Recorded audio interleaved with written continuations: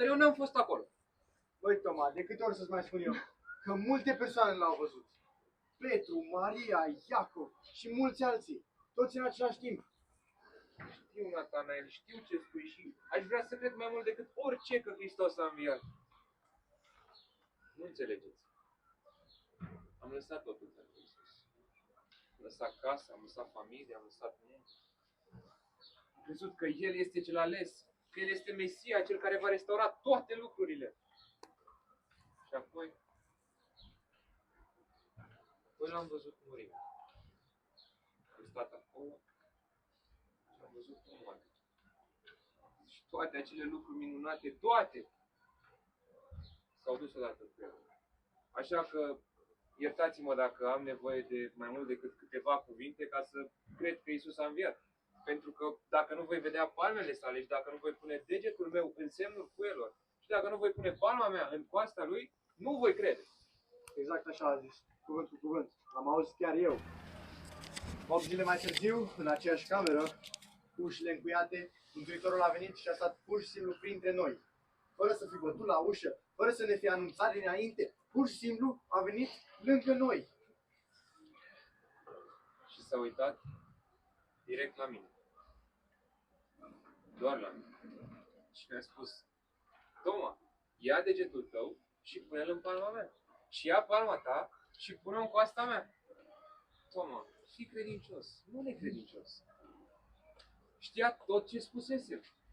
Eu am crezut că e mort, dar auzise fiecare cuvânt. Și a venit aici special pentru mine. Domnul meu și Dumnezeul meu.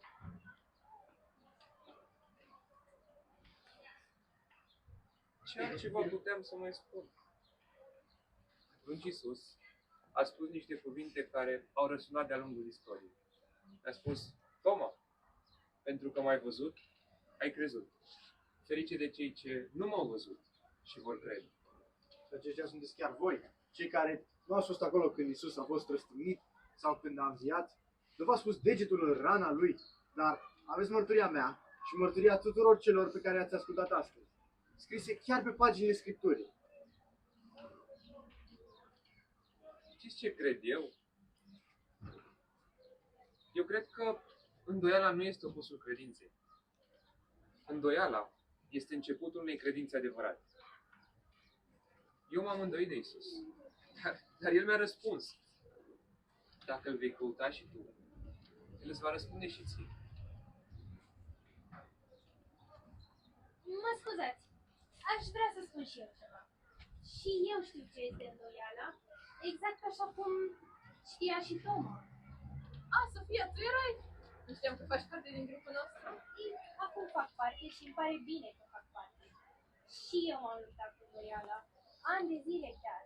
Totul până când ceva s-a întâmplat și mi s-a schimbat cu totul perspectiva.